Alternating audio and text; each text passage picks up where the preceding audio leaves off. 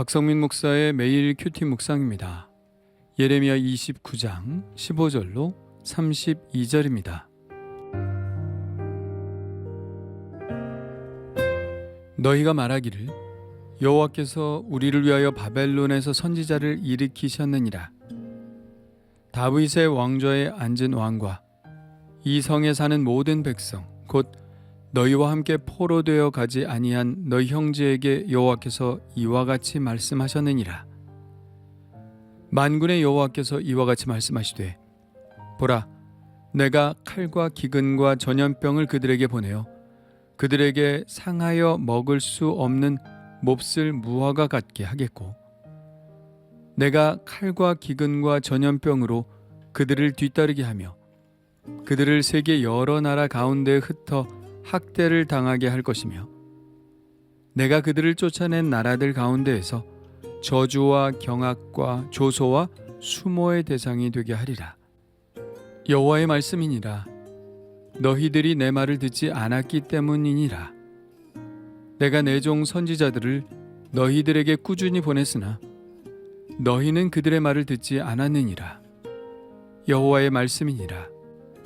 그런즉 내가 예루살렘에서 바벨론으로 보낸 너희 모든 포로여, 여호와의 말씀을 들을지니라. 만군의 여호와 이스라엘의 하나님께서 골라야의 아들 아합과 마아세야의 아들 시디기야에 대하여 이와 같이 말씀하시니라. 그들은 내 이름으로 너희에게 거짓을 예언한 자라. 보라, 내가 그들을 바벨론의 왕 느부갓네살의 손에 넘기리니 그가 너희 눈 앞에서 그들을 죽일 것이라. 바벨론에 있는 유다의 모든 포로가 그들을 저주거리로 삼아서 이르기를 여호와께서 너를 바벨론 왕이 불살라 죽인 시드기야와 아합 같게 하시기를 원하노라 하리니, 이는 그들이 이스라엘 중에서 어리석게 행하여 그 이웃의 아내와 간음하며 내가 그들에게 명령하지 아니한 거짓을 내 이름으로 말함이라. 나는 알고 있는 자로서 증인이니라. 여호와의 말씀이니라 하시니라. 너는 느헬람 사람 스마야에게 이같이 말하여 이르라. 만군의 여호와 이스라엘의 하나님께서 이와 같이 말씀하여 이르시되 네가 내 이름으로 예루살렘에 있는 모든 백성과 제사장 마아세의 아들 스바냐와 모든 제사장에게 글을 보내 이르기를 여호와께서 너를 제사장 여호야다를 대신하여 제사장을 삼아 여호와의 성전 감독자로 세우심은 모든 미친 자와 선지자 노릇을 하는 자들을 목에 씌우는 나무 고랑과 목에 씌우는 쇠 고랑을 채우게 하심이오늘, 이제 내가 어찌하여 너희 중에 선지자 노릇을 하는 아나돗 사람 예레미야를 책망하지 아니하느냐. 그가 바벨론에 있는 우리에게 편지하기를 오래 지내야 하리니 너희는 집을 짓고 살며 밭을 일구고 그 열매를 먹으라 하셨다 하니라.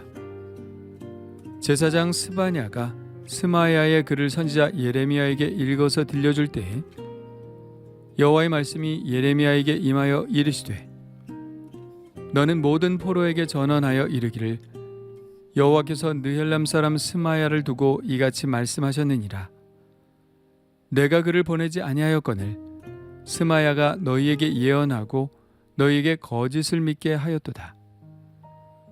그러므로 여호와께서 이와 같이 말씀하시니라.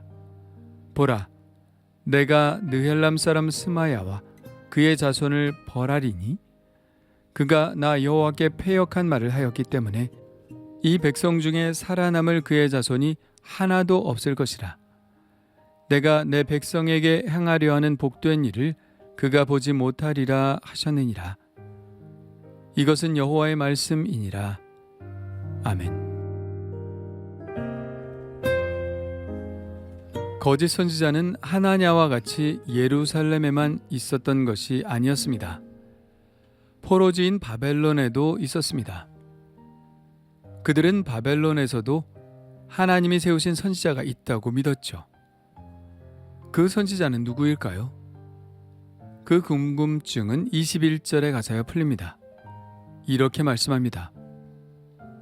만군의 여호와 이스라엘의 하나님께서 골라야의 아들 아합과 마아세야의 아들 시드기야에 대하여 이와 같이 말씀하시니라. 그들은 내 이름으로 너희에게 거짓을 예언한 자라. 보라, 내가 그들을 바벨론의 왕 느부갓네살의 손에 넘기리니 그가 너희 눈 앞에서 그들을 죽일 것이라.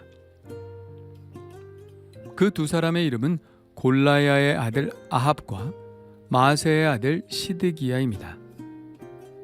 아합과 시드기야라는 이름을 들었을 때 아마도 북왕국에 극악했던 왕 아합과 지금 유다를 다스리고 있는 왕 시드기야로 들렸을지 모르겠지만 그들이 아니라 이들은 바벨론 포로지에서 활동했던 거짓 선지자들이었습니다.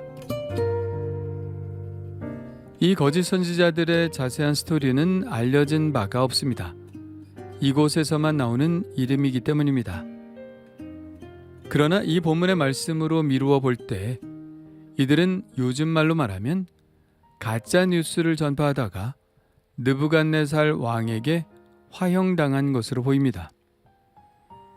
느부갓네살 왕이 그들을 처형한 것을 보면 그들이 어떤 정치적인 사건에 연루된 것이 아닌가 생각할 수 있겠죠.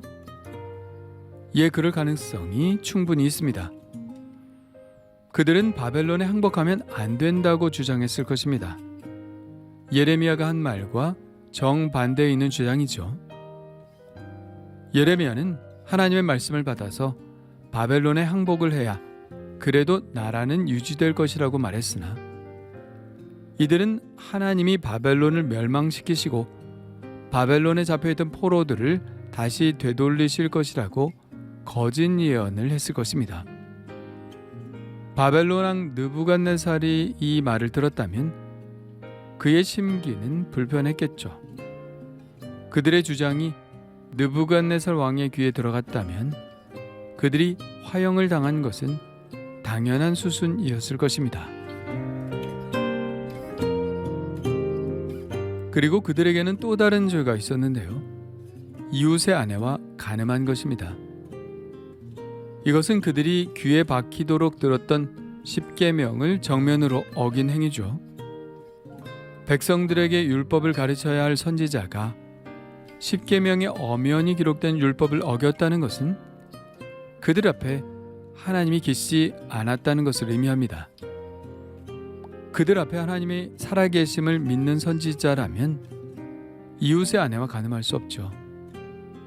요셉이 보디발의 아내가 유혹할 때 하나님 앞에서 범죄할 수 없다고 말한 것처럼 말이죠. 그렇게 그들이 하나님을 업신여기는 자였다면 그들이 사람들의 인기에 영합해서 거짓 예언을 한 것은 그리 이상한 일이 아닙니다.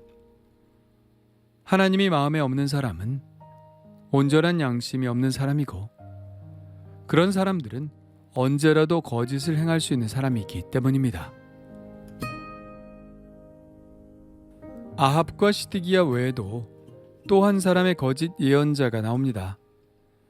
그 사람의 이름은 느헬람 사람 스마야입니다. 예레미야가 바벨론의 포로로 잡혀 있는 사람들에게 편지를 썼었죠. 그곳에 정착하고 잘 살라고요. 고향으로 근시일 안에 돌아갈 수 있는 희망을 버리라고요. 그런 선지자들의 말에 귀를 기울이지 말라고요. 이 예레미야 편지가 바벨론에 있던 사람들을 자극했으리라는 것은 그리 어려운 추측이 아닙니다. 이 편지를 읽은 거짓 예언자 스마야는 예레미야를 공격하는 편지를 예루살렘에 있는 제사장들에게 보냅니다. 요는 예레미야를 왜 책망하지 않느냐는 것입니다. 그의 편지에서 예레미야는 한낱 선지자 흉내를 내는 미친놈에 불과했습니다. 자기들은 이제나 저제나 고향으로 돌아갈 것을 생각하고 있는데 그런 그들의 희망을 완전히 사라지게 만드는 예레미야의 말은 하나님의 말씀일 수도 없고 그저 미친 소리에 불과한데 하나님의 이름을 빙자한 이 예레미야를 그냥 내버려 두어서는 안 된다는 것입니다. 다른 장로들도 많고 유력한 사람들도 많을 텐데 선지자라고 불리우는 스마야가 이런 편지를 제사장에게 보냈다는 것은 무엇을 의미할까요? 당연히 자기가 한 말과 반대되는 말을 예레미야가 하기 때문이었겠죠. 스마야는 앞서 죽임을 당한 아합과 시드기야와 같은 예언을 하여 바벨론에 잡혀와 있던 포로들에게 환심을 샀을 것입니다. 하나님께서 자기에게 말씀하셨다고 하면서 곧 고향으로 돌아갈 것이라고 예언을 했겠죠. 그런데 결코 무시할 수 없는 예루살렘의 예언자인 예레미야가 그들의 말과는 정반대의 이야기를 하니 자기가 한 말이 무엇이 되겠습니까? 자기가 하나님의 계시를 받지 않고 꾸며낸 것임이 드러나지 않겠습니까? 그러니 예레미야의 입을 막으라고 제사장에게 편지를 보낸 것이죠. 스마야의 편지를 받은 제사장 스바냐는 그 편지를 예레미야에게 읽어줍니다. 스바냐가 예레미야에게 호의적인 사람이어서 이 편지를 읽어주었는지, 아니면 스마야가 보낸 고발건에 대해서 피고로서 예레미야를 불러 추궁하는 중이었는지 모르지만, 이 스마야의 편지가 예레미야의 귀에 들려질 때 하나님의 말씀이 예레미야에게 임합니다. 하나님은 바벨론에 있는 사람들에게 스마야가 맞이하게 될 운명에 대해 말하라고 하십니다. 하나님은 말씀하십니다. 내가 그를 보내지 아니하였거늘 스마야가 너희에게 예언하고 너희에게 거짓을 믿게 하였도다. 그러므로 여호와께서 이와 같이 말씀하시니라. 보라, 내가 느헬람 사람 스마야와 그의 자손을 벌하리니 이 백성 중에 살아남을 그의 자손이 하나도 없을 것이라. 내가 내 백성에게 행하려 하는 복된 일을 그가 보지 못하리라 하셨느니라. 이것은 여호와의 말씀이니라. 스마야는 그의 거짓 예언 때문에 그와 그의 자손이 징계를 받게 될 것이라는 말씀입니다. 앞에서도 보았듯이 하나님의 생각은 평안이요 재앙이 아니었죠. 하나님은 영원히 유다 백성들을 바벨론에 남겨주실 생각이 전혀 없으셨습니다.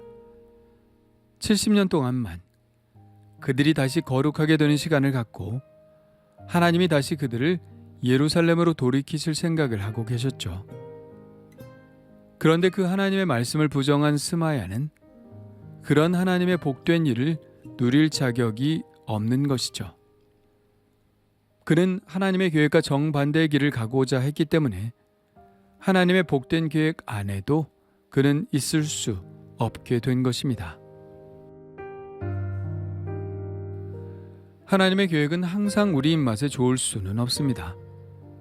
하나님의 생각이 재앙이 아니라 평안이라고 하신 것을 보면 우리가 충분히 재앙이라고 느낄 수 있는 상황을 우리에게 주실 수 있다는 이야기죠. 그러나 그것이 재앙처럼 보여도 그것은 분명 하나님의 선하신 계획 속에 있는 것입니다. 그런데 우리는 어떤가요? 재앙이 싫은 겁니다. 그래서 하나님의 말씀과 계획을 받아들일 수 없죠. 거부하고 반항합니다. 그러나 그가 거부하고 반항하는 것은 재앙과 같은 상황만이 아닙니다. 하나님의 계획 속에 있는 더 큰 은혜와 축복까지도 거부하고 있는 것이죠. 그러므로 우리에게 중요한 것은 수용입니다. 내게 나쁜 일도 하나님의 뜻이라면 수용하는 것이죠. 받아들이고 따르는 것입니다. 우리가 그렇게 하나님의 계획 안에 머물고 있을 때 우리는 장래해 주시는 하나님의 복된 계획도 함께 누릴 자격이 있는 것이죠. 고난 없는 영광은 없다는 말이 이 이야기와 어울릴지는 모르겠지만 하나님의 뜻 안에서 그분의 뜻에 따라 모든 고난을 겪어낼 때 하나님이 주시는 영광도 함께 누릴 수 있는 것입니다. 그렇다면 나는 어떤가요? 나는 하나님이 주신 어려움도 믿음으로 수용하고 있나요? 재앙처럼 느껴지는 일이라도 하나님의 뜻이라면 받아들일 자세가 되어 있나요?